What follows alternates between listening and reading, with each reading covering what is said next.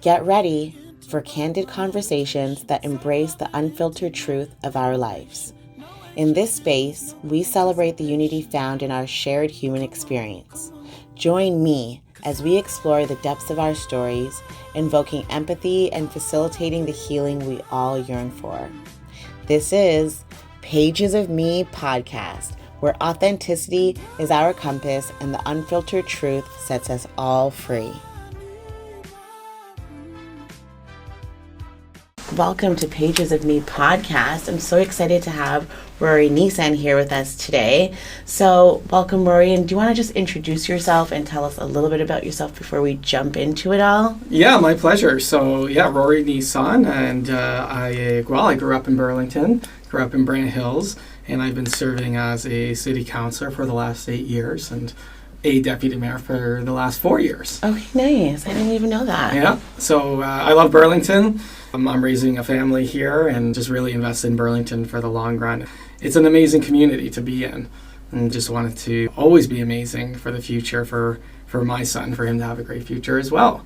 I love that. So I think that's why I'm here, because we're doing election stuff, right? Yeah. And So I have a son as well, so we have that in common. Okay. And so today I wanted to it's elections, obviously, but also we want to get to know the person behind the campaign. That's the vibe of Pages of Me podcast, is getting to know the person that we don't necessarily get to see at council meetings or, when they're shaking hands and kissing babies. Who is the person behind all that? What's the intention behind all that? Sure. So the first question that I have for you is, so I think our parents, they're our first heroes, right? Our kids look up to us first. They're the first people that we learn from about kindness, resilience, and how to show up in the world. What kind of home did you grow up in, and how does it continue to influence the way that you lead today? Yeah, I grew up in a really fantastic house. I'm very, very fortunate, and I probably wouldn't be where I am today if I wasn't for that kind of support that I had as a kid. I mean, no situation is perfect, but my parents were both very invested in making sure their kids were raised well. So being in Burlington really also helped, being in a nice family-friendly environment. Both my parents were psychotherapists. Oh, wow. Free therapy. My dad specialized in children. And so I definitely being raised slightly differently, but than maybe the average family. But it was a very loving household, and I have no complaints. They let me pursue what I wanted to pursue in life and studies. They didn't push me in one direction or another. They really wanted me to be myself and have the capacity to find my own way in the world, and to be supportive of whatever route I took. And certainly that's taken me to where I am today. And how do you feel like it's even influencing your leadership style? Yeah, well, I think part of my leadership style is always geared toward fairness for people. I believe that having a fair society is one of the most important aspects of a good democracy and a good country and a good city. So I'm always looking for that fairness, and to make sure that everyone gets an equal treatment here in our city. That kind of equality, is something that, historically rare. In our current society, it's getting better, but there are still strides to be made for fairness in our world, but in our city as well. I think there are opportunities to make sure that we have a good and fair city that can take care of its people. Yeah, I agree. And also, sometimes we can focus so much on the problems in life, right? And it's easy, especially as you just said, in our communities, to focus on the problems. But what do you think about Burlington's future that gives you hope? Or what gives you hope for our future? Because we can focus so much on the problems, but what gives us hope for the future?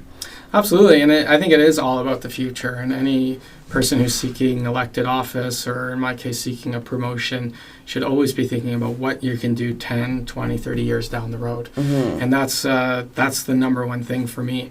What gives me hope for the future is that we have an incredible base to build on. Okay. Burlington is an amazing place to live because of decisions that were made in the past. Think of Spencer Smith Park, or Lowville Park, two of the great jewels of our city that people can go to for free and enjoy, and that you can't find in most other municipalities. those were decisions taken. We didn't have to buy that land. Someone had a vision for that land to turn them into park and jewels for our city. And now look at us. Wherever you are, you're within about 15 minutes from either of those parks. Right, it's true. Yeah, So- everything is really close. Yeah, we have the Royal Botanical Gardens in Bronte Creek Provincial Park, and we have the Niagara Escarpment and Conservation Halton. All of those things are intentional decisions made and funded by elected officials. So we have a strong base to build on. I do believe that we've been off track for a few years now, but that it's not too late for us to really invest in our future and make sure that our boys have an amazing future here in Burlington. Okay, yeah. And so I guess what do you kind of envision this future looking like with if you were to become mayor? Like, what are your hopes for the city? Yeah, so the most important thing, it's the baseline of everything we do is fiscal responsibility. Okay. Why? Because if you're not spending people's tax dollars efficiently, then you can't spend it on the things that really matter.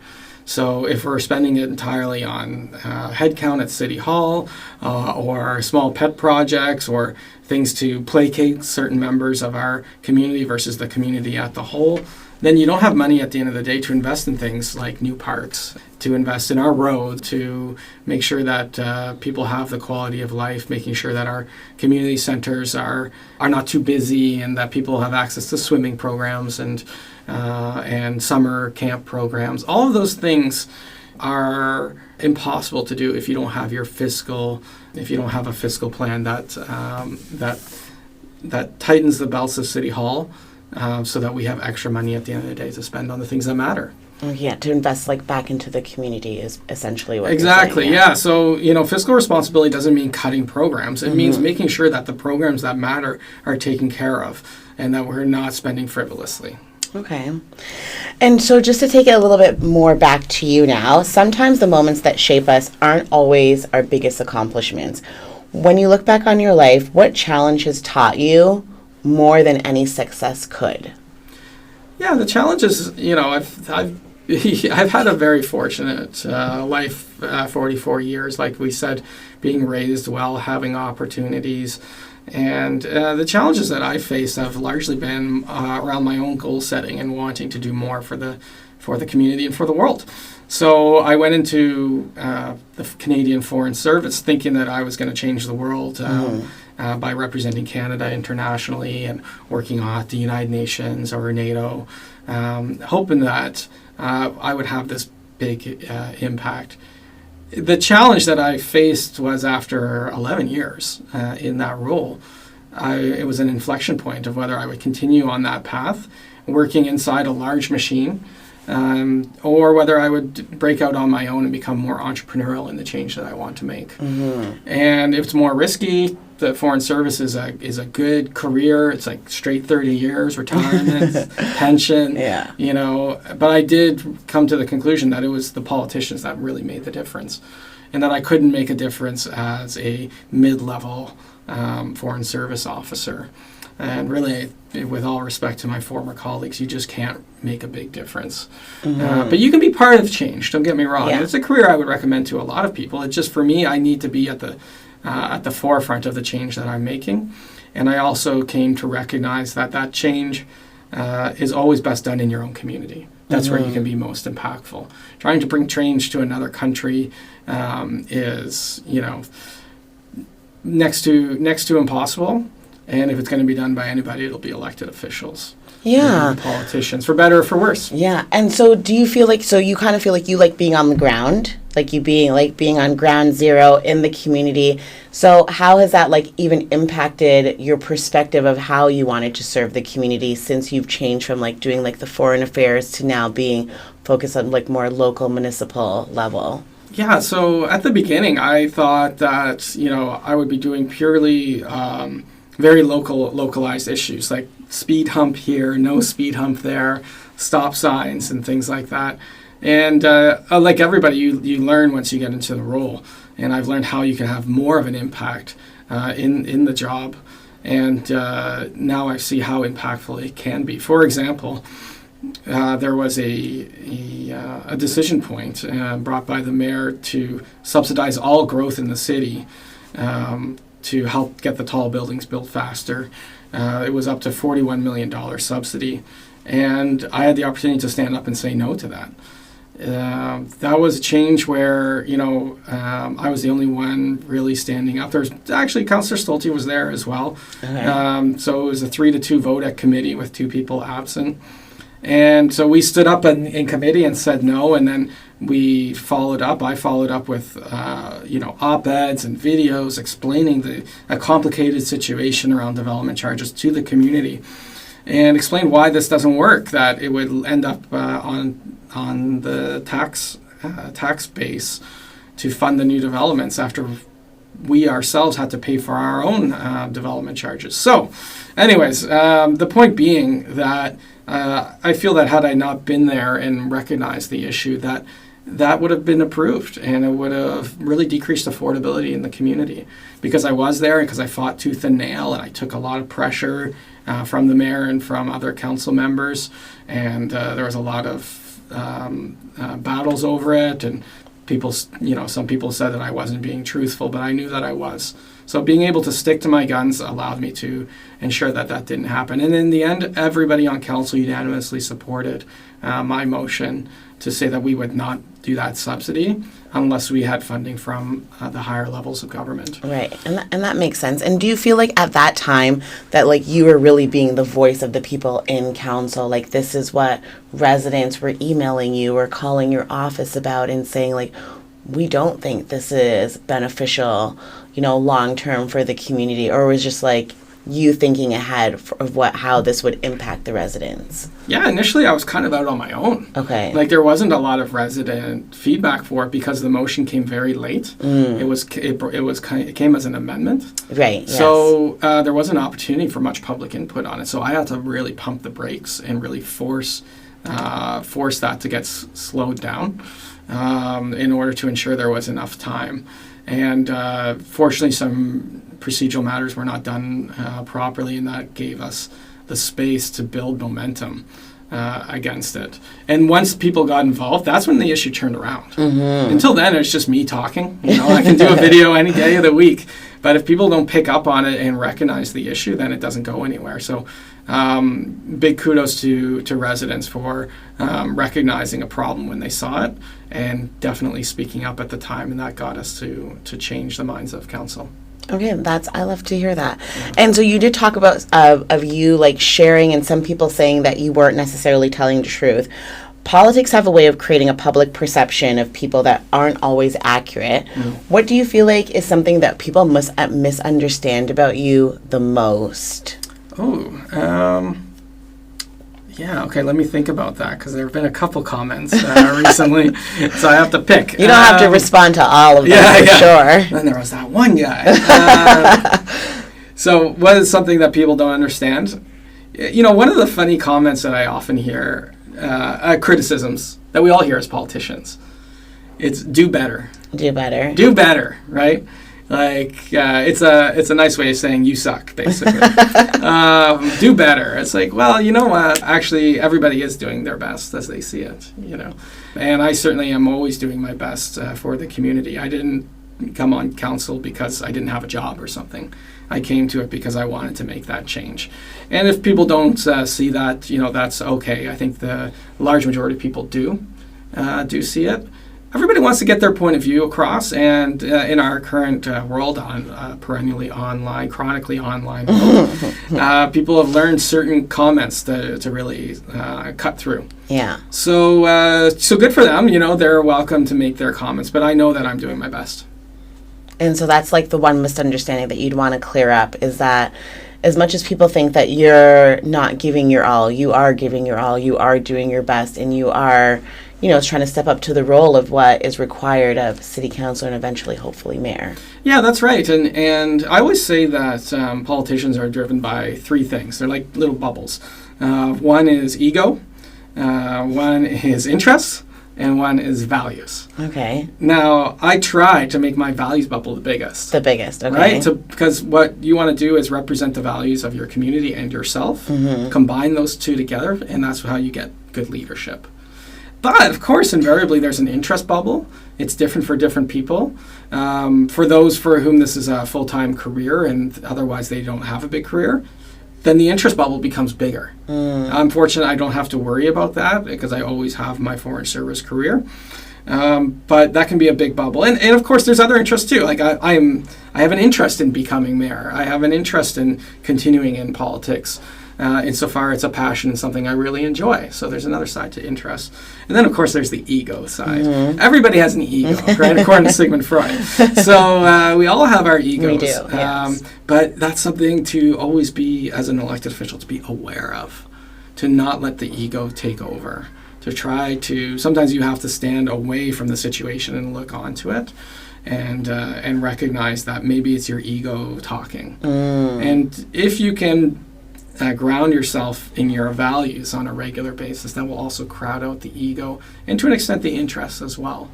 So that's what I aspire to do, and I want residents to know that I'm doing my best based on the values that I grew up with and the values that I carry through my 44 years of life, and also my understanding of what the community wants. Yeah, I think this is a totally different side of you that I've never seen before. And I think that, this is what Pages of Me podcast is all about. It was like getting to that intention. And the intention is the values of you saying that, grounding yourself in the values so that the ego can kind of like stay to the side. It may be there a little bit, but it's not like running the show. Well, definitely through any campaign, it's a lot of interests. Yeah, right. Because once you get in the zone, you're like, well, how do I get more votes? Right. Yeah. You get stuck in that very easily because it's a very binary end.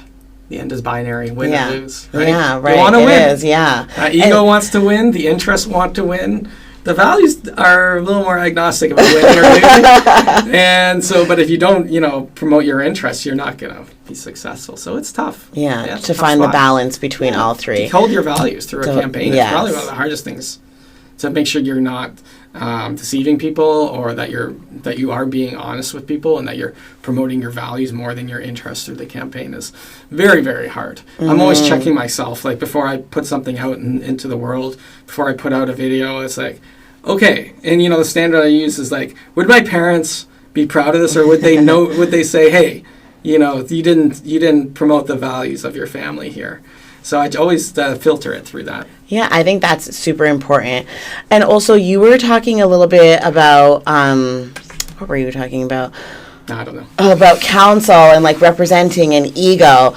Do you feel like, this is kind of like off the cusp, but do you feel like right now, because some people have been saying that they've never seen council the way that it is right now. Do you feel like ego has a little bit to play with that, with people running and wanting to have, or some people are saying online that they feel like council members are using like council meetings for potential like sound bites. And so do you feel like the ego is kind of like taking over a little bit right now in council with this pending municipal election coming up, or do you feel like this is the vibe of normally how council is?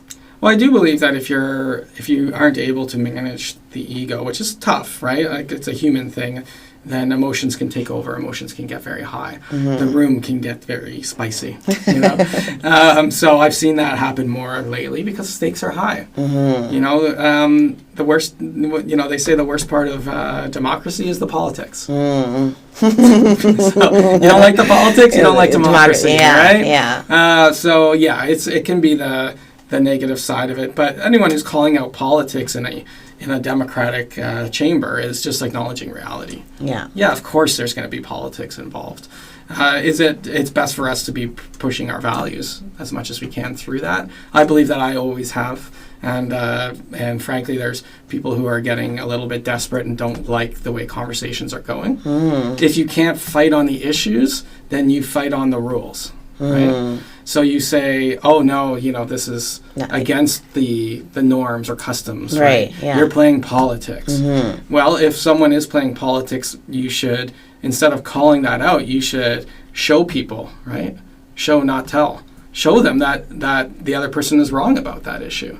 If you can't, then the claim is just a claim. It's unfounded. Yes. I believe a lot of those claims have been entirely unfounded. I was asking some tough questions in committee, And then debate got closed on me, and then I was told that I was playing politics. Well, if you're talking about whether it's, last-minute motions or attempts to crack down on cricket or reduce construction hours without taking into account the economic consequences, I got questions. Yes. I got lots of questions about that. And it's my democratic right to ask those questions. So if people want to shut down the debate, that's okay. I'll take it outside the chamber. But debate is a really important part of it. So calling people out for, playing politics, I think, is something you do when you're losing, actually. Okay. They're losing the debate, so they're calling out the rules of the debate.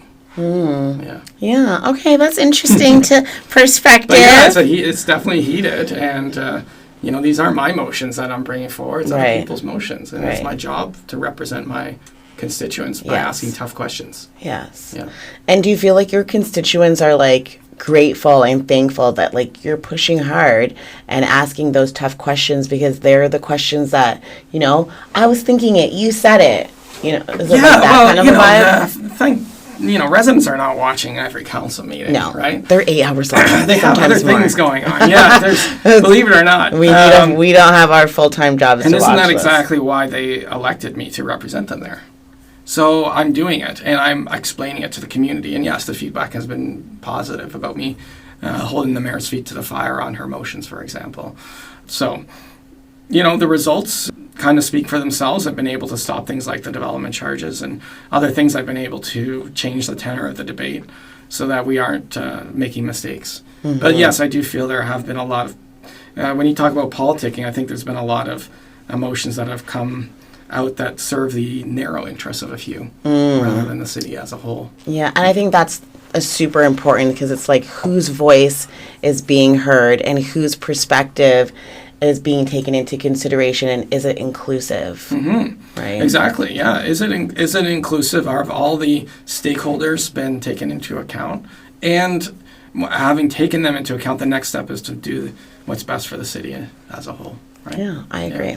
Okay, so my last question is, if your life were a book, what chapter do you feel like you're writing right now? What's your era? What era are you in right now? Oh, my God. I'm not a Swiftie. You don't need to be a Swiftie to be in an era. See, yeah. No, you're right. I don't know. That's a good question. I am solidly in my middle life now. So if it's a trilogy, I'm in the second book. I think I'm at the beginning of the second book. Okay. Maybe. Yeah, maybe. And what are your hopes? What are you thinking like the plot is going to look like in this book? Yeah. Well, I'm sure there'll be some twists. There have been plenty already. But, my goal is to continue to make a difference in the world. So the narrative of this book is about a person trying to help others. And we'll see if I'm successful or not. But life is a process, right? I'm more attached to the process, and you're going to have your successes and failures. But if I'm doing my best, then I'm happy, and it'll have a happy ending. Sounds good. Any last words that you want to put out there? No, I just want to thank you for getting to the bottom of all of us as candidates and getting this a little bit more personal and a little bit more out of the council chamber. It's really nice. Thanks, Kizzy. Yeah, of course. Thank you. I'm really looking forward to having these conversations, getting to know people behind the campaigns, because I think that that's what people want to know. Like, they're like, okay, we hear about traffic, we hear about affordable housing, but like, who's the person asking for my vote? You're right. In the end, you're electing people. You're not electing policies. Exactly. You're electing a person who's going to make a myriad of decisions on your behalf, not just about the hot button issues. Exactly. So that's why people often vote based on the person. And what would you say to Burlington residents that maybe like don't know that much about you? Like, who is Rory, and like behind the campaign, who are you as a person, and why do they deserve to consider to vote for you as mayor? Yeah, so I do put my heart on my sleeve. So what you see on the flyer is actually what I am all about as a person. Fiscal responsibility, so that we can afford to have a great quality of life here in Burlington. So if we can get our house in order fiscally, then I know that we can build a future for Burlington that will continue to be the envy of the entire country. So I think it's a very important election for people to decide whether they're happy with sort of a status quo where we're stuck in neutral, versus getting back into gear and building that future-ready community. So it's all about the next generation.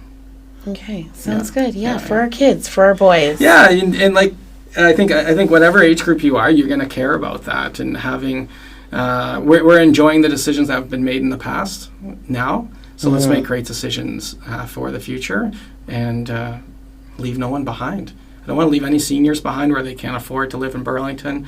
I don't want young families to be unable to purchase a home, and I want to get young people able to get out of their homes with rent they can afford, and eventually into a house as well. All that happens through having a fiscally responsible city that keeps taxes from getting too high so that people can afford, whether it's their gas, their groceries, or afford their tax bill or afford their rent, because the higher the tax bill, the higher the rents. Yes. So that's what I'm all about, Kezia. Yeah, let's get there. Good. I'm a rent payer right now. I do not own in Burlington. I've been living here for 13 years. I've been renting. Yeah. It's too expensive for me. And as a renter who's considering buying, and that was us just a few years ago as well, the amount of taxes goes towards sort of your debt load. But for people like yourself, that's for the average renter who would like to own.